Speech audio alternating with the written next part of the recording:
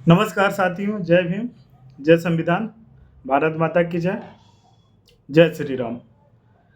मैं श्लोक साहू गुप्ता आप सभी के बीच एक छोटी सी जानकारी दे रहा हूँ। रिजर्वेशन आरक्षण आरक्षण आने के लिए ऐसी क्या चीज़ें थी जो संविधान सभा के लोग संविधान बनते समय आरक्षण डाले, या मुख्य रूप से भीमराव अंबेडकर जी जब आरक्षण डाल रहे थे, या आरक्षण का जो क्लॉज था, उन्होंने जब इसके बारे में डालना चाहा तो संविधान सभा में और लोग थे। उन्होंने कुछ लोग इसका विरोध किया, कुछ लोग इसके सपोर्ट में भी थे।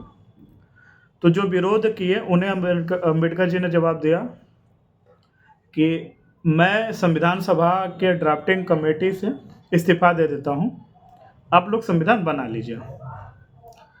और हकीकत बताऊँ, संविधान सभा में बनाने वाले लगभग 2 या 299 के आसपास जो सदस्य थे, सब घुटनों पे आ गए कि अंबेडकर के बिना संविधान बनाना नामुमकिन है। और आज लोग बोलते हैं कि अंबेडकर ने संविधान बनाया ही नहीं। हंसी आती है भाई। संविधान सभा जब बन रहा था तो पढ़ लो उसके बारे में, या एबीपी न्यूज एक 10 एपिसोड का वो चलाया था, संविधान सभा की ड्राफ्टिंग कैसे हुई थी, वो वही देख लो। थोड़ा सा फिल्मी भी लगेगा, अच्छा भी लगेगा। अंबेडकर गांधी का महत्व समझ में आ जाएगा, नेहरू का भी महत्व आ जाएगा। ऐसा नहीं कि मैं नेहरू जी को डिनाई करता हूँ, या जितने संविधान सभा में बनाने वाले सबका महत्व समझ में आ जाएगा, एक एक लोग का महत्व समझ में आ जाएगा। लेकिन मुख्य रूप से मुख्य चेहरा थे अंबेडकर जी, तो इन्हें कैसे कोई भूल सकता है। वो तो मेरे भी आदर्श हैं। मैं ओबीसी समाज से हूँ, लेकिन बहुत उन्हें मानता हूँ। और यूपीएससी आईएएस बनाने वाले ओझा सर पंडित हैं या ब्राह्मण हैं, वो बहुत मानते हैं अम्बेडकर जी को। यार अम्बेडकर जी सच में, अम्बेडकर और गांधी जी सच में एक चीज़ थे, एक जो आज पैदा होना नामुमकिन है। तो चलिए मैं बताता हूँ कि आरक्षण की शुरुआत कैसे हुई। देखिए, 1947 तक हमारा देश अंग्रेजों का गुलाम था। अंग्रेज आने से पहले मुगलों का गुलाम था। अब मुगलों के साथ कुछ भारतीय राजा रजवाड़े भी थे। आज जो राजा रजवाड़े थे, आज जनरली उस समाज के लोग जनरल समाज में आते हैं, लेकिन सब तो राजा रजवाड़ा नहीं था। बहुत से लोग सिर्फ उस समाज में थे।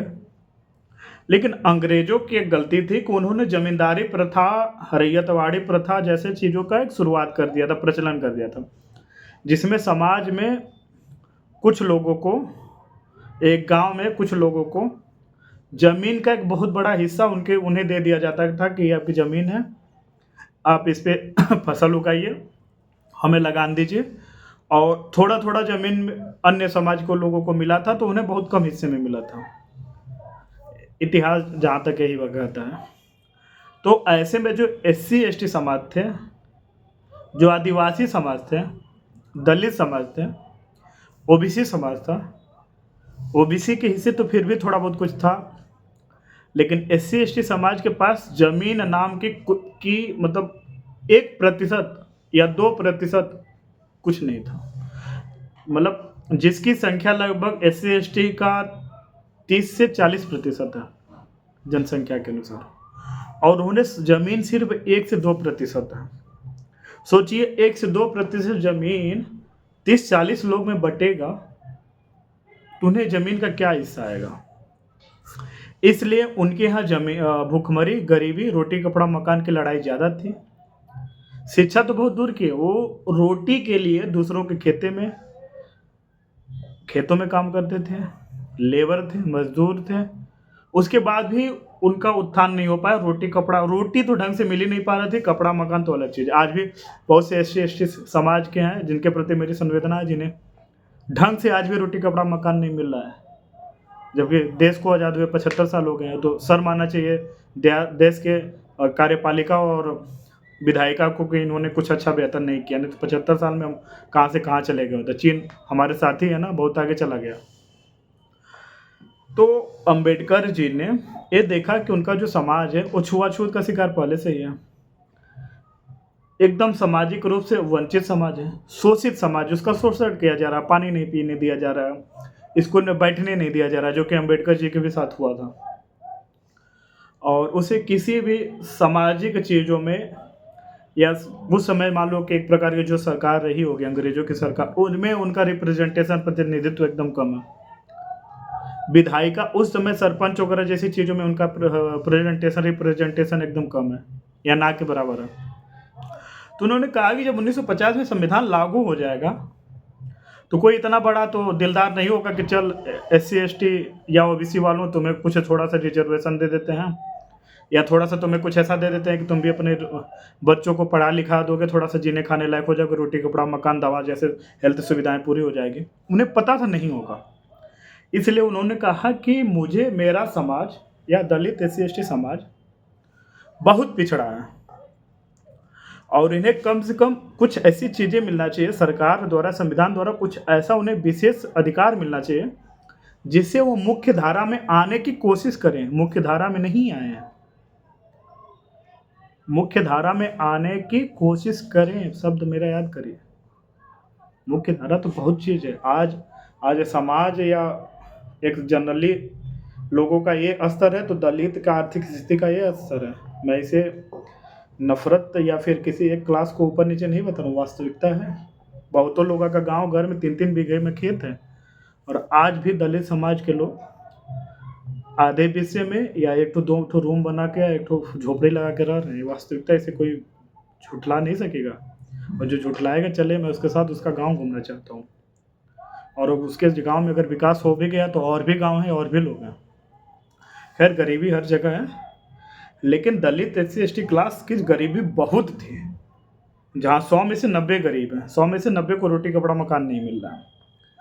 तो अम्बेडकर जी ने सोचा कि इन्हें संविधान में ही कुछ ऐसा दे दिया जाता है कि कल को सरकारी नौकरियां, सरकारी चीज़ें आएंगी तो यहाँ इनके अनुसार ये तो है वैसे 15-20%, लेकिन कम से कम 100 में से 15 नौकरी इनके समाज में जाए, जिससे लोग जागरूक हों, जिससे लोग स्कूल में जाएं, जिससे लोग पढ़ें।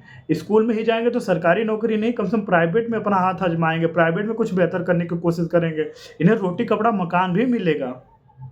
आप ही सोचिए कि आपके घर अगर बच्चा होता है, भले आप जनरल समाज से हैं, तो जो बच्चा 2 साल का पैदल चलने लगता है वो उस बच्चे की रेस 16 साल के बच्चे से या 20 साल के बच्चे से हो जाएगी, तो 16 साल वाला बच्चा हार जाएगा, सॉरी 2 साल वाला बच्चा तो हार जाएगा ना भैया, वो तो बहुत छोटा है। वैसे ही समाज की आर्थिक स्थिति है कि किसी के पास बहुत कुछ है, धन है, वो उनका बच्चा बाहर पढ़ रहा है, विदेश में पढ़ रहा है, गाँव में पढ़ रहा है, अच्छी शिक्षा ले रहा है, किसी के पास कुछ नहीं है, खाने को रोटी नहीं, वो अपने बच्चे को कैसे स्कूल भेजेगा? जब उसके पास खाने की रोटी नहीं है, सालों से सताया गया है, टॉर्चर किया गया, इज्जत नहीं दी गई है, स्कूल में जाने की इजाज़त नहीं है, तो कैसे वो लोग जो जनरल कंपटीशन है या सामान्य क्लास का जो कंपटीशन है उतना नंबर कैसे ला पाएंगे? क्योंकि आज भी आज़ादी के 75-76 साल बाद 2026 में भी SC ST क्लास के बहुत ऐसे बच्चे हैं जो स्कूल न जाने की जगह मजदूरी कर रहे हैं, और ये हकीकत है। लेकिन लोग इसे झुठलाएंगे तो चलो मैं दिखा देता हूँ, या खुद आँख फाड़ के देख लो। तो स्कूल नहीं जा रहे हैं या फिर स्कूल में नाम तो चल रहा है लेकिन मजदूरी कर रहे हैं। बहुत से लोग बाहर पढ़ने गए हैं, वो भी वहाँ मजदूरी करें या पार्ट टाइम कुछ कर रहे हैं और क्या बोलते हैं कि फिर उसके बाद पढ़ाई करें। तो ऐसे लोगों को अगर रिजर्वेशन नहीं रहेगा तो क्या वो 100 में 100 या 100 में जो जनरल मेरिट बनती है 90 ला पाएंगे? नहीं ला पाएंगे। तो इसमें उनकी गलती नहीं है ना यार, इसमें हमारे समाज और हमारे समाज का जो क्या बोलते हैं कि जमींदारी प्रथा का जो बंटवारा था उसकी गलती है। अब कोई एक इंसान तो ऐसा नहीं है कि पैदा हुआ उसकी धरती उसी की हो गई। इस समाज में लगभग जितने समाज के लोग हैं सबका जन्म हुआ था, यहीं के हैं। तो जब यहीं के हैं तो जब चीज़ों का सही से बंटवारा नहीं हुआ था या उनके हिस्से में कुछ नहीं आई है तो कम से कम उनके हिस्से में थोड़ा सा रिजर्वेशन आरक्षण तो आए, जिससे वो कि 90 किसी का 90 पे सिलेक्शन हुआ तो उनका 70 पे 50 पे हो जाए। कम से कम 100 में से 15 लोग तो वहाँ जाएं, वहाँ बैठे कि हाँ ये चीज़ें अलग, ये भी चीज़ें हैं, उन्हें भी थोड़ा सा अधिकार मिले कि वो आज भी चाहते कि वो उसे झोपड़ी में रहे, रोटी कपड़ा मकान के लिए तरसें। तुम इंसान हो ना भैया, नहीं चाहते हो ना? तो ऐसे ही और इसीलिए रिजर्वेशन का कॉन्सेप्ट आया और उसमें एक शब्द था इक्विटी, इक्वालिटी। इक्विटी होता है कि मेरे पास अभी कुछ ऐसा चीज नहीं दिख रहा, हाँ मेरे पास दो पेन है, मान लीजिए एक पेन है और एक ए हाइलाइटर है। इन दोनों में फर्क ये है कि ए पेन की जो लेंथ लंबाई है लगभग ए इतना देखिए, पेन जो है हाइलाइटर से थोड़ा सा ज्यादा है। तो अब बोलो मेरिटेज आ रही है, यही है असली आरक्षण यही है, मेरिटेज आ रही है। ये मान लो कि जो रिजर्वेशन ले रहा है चाहे दलित एस सी एस टी के समाज ये लोग ये हैं, तो क्या जीवन में मेरिट इस मेरिट पे आ पाएंगे? नहीं आएंगे जब तक उन्हें नीचवा से थोड़ा सा ऐसे ऐसे मान लो कि कोई आता है ताला लेकर मैंने ऐसे सपोर्ट कर दिया, तो अब देखो अभी बराबर हो गया ना। हाँ, यही आरक्षण है, यही इक्विटी और इक्वलिटी है। जो नीचे से जाकर थोड़ा सा सपोर्ट करके उठा दिया वही इक्विटी है, वही समता है। और जो समता जो जो नीचे से लगा वो समता है। अब इसके जो दोनों बराबर हो गए समानता हो गया। यही रिजर्वेशन है कि रिजर्वेशन दे के हमें थोड़ा सा इन्हें उठाना है, थोड़ा सा उठा देंगे तो समाज की एक जो मेरिट बनती है उसके मुख्य धारा में आ जाएंगे। जब वो मुख्य धारा में आ जाएंगे तो इन्हें एक नौकरी या अवसर की समानता मिल जाएगी। यही है अवसर का समानता। रिजर्वेशन गलत नहीं है। और मान लो रिजर्वेशन का विरोध करते हो भाई साहब, क्यों विरोध करते हो? क्या आप ये मानते हैं कि जो 1,50,000 1,00,000 100 200 वैकेंसियां निकली वो आप ही का अधिकार है? कैसे आपका अधिकार है? आपके रिश्तेदार बैठे हैं नौकरी निकालने वाले, आपके घर के हैं, आपके जान पहचान के, आपके घर से नौकरी आ रही है, क्या आप ही का अधिकार है? नहीं है ना। समाज में और भी लोग हैं ना, और जातियां हैं, उन्हें नहीं मिलेगा। अगर आपको लगता है आप ही का अधिकार है तो आप तो बहुत लोग हैं, बहुत बड़े आदमी हो गए, तो घर ही से नौकरी निकाल लो, नौकरी करने की ज़रूरत ही नहीं है। या फिर पूरा देश ही और विदेश पे ही कब्जा कर लो, बहुत बड़े पावरफुल हो तो। क्यों छोटी छोटी चीज़ों के लिए लड़ते हो मरते हो? जितने हो जो संख्या है उससे ज़्यादा मिल रहा है। और आज भी रिजर्वेशन जब तक EWS नहीं आया था तब तक 50% रिजर्वेशन था, 7.5% ST था, 15% क्या बोलते हैं कि SC था, 22.5% OBC था।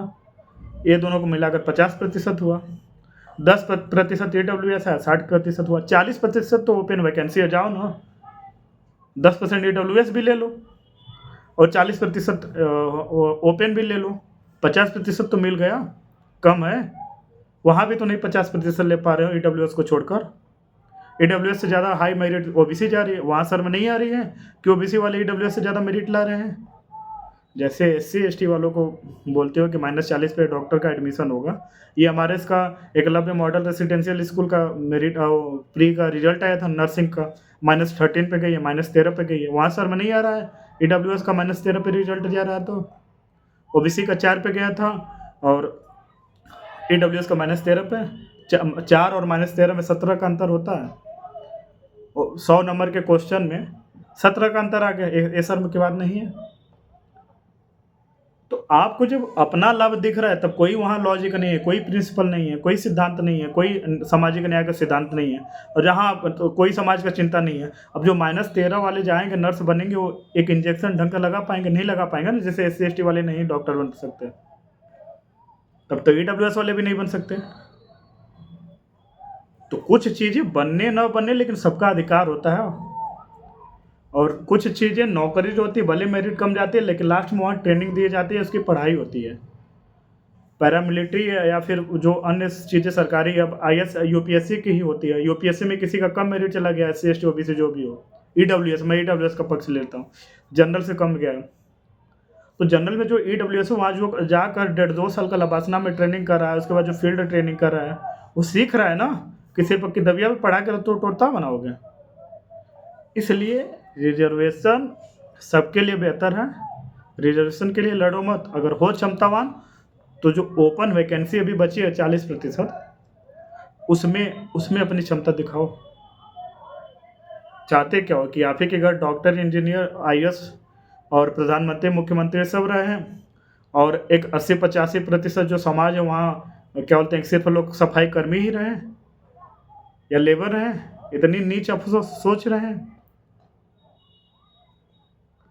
आप अपनी सोच पे ध्यान दीजिए कि आप काफ़ी नीच सोच रहे हैं रिजर्वेशन का ठप्पा लगाकर। सामाजिक न्याय का सिद्धांत कहता है कि साधन और संसाधन दोनों का बराबर बंटवारा होना चाहिए, या एक अनुपातिक रूप से बंटवारा होना चाहिए। क्या है ये? उसमें तो जमींदारी प्रथा भी आ जाएगा। बांटोगे? नहीं बांटोगे। उसमें तो विधायिका भी आ जाएगी कि जिसकी जितनी संख्या भारी उसकी उतनी हिस्सेदारी। उतना विधायक बनाओगे SC ST OBC का? नहीं बनाओगे। हर जगह बस अपना लाभ, एक गलत है। चलिए, मैं इस मामले पे बहुत दिनों से सब चीज़ों के बारे में बोलना चाहता था, लेकिन नहीं बोलता था कि मेरी पढ़ाई वढ़ाई की चीज़ें सब कंट्रोवर्शियल है, विवादित है। लेकिन अब मैं चाहता हूँ कि विवाद में रहूँ, लेकिन समाज के लिए लड़ना है, समाज के लिए बोलना है।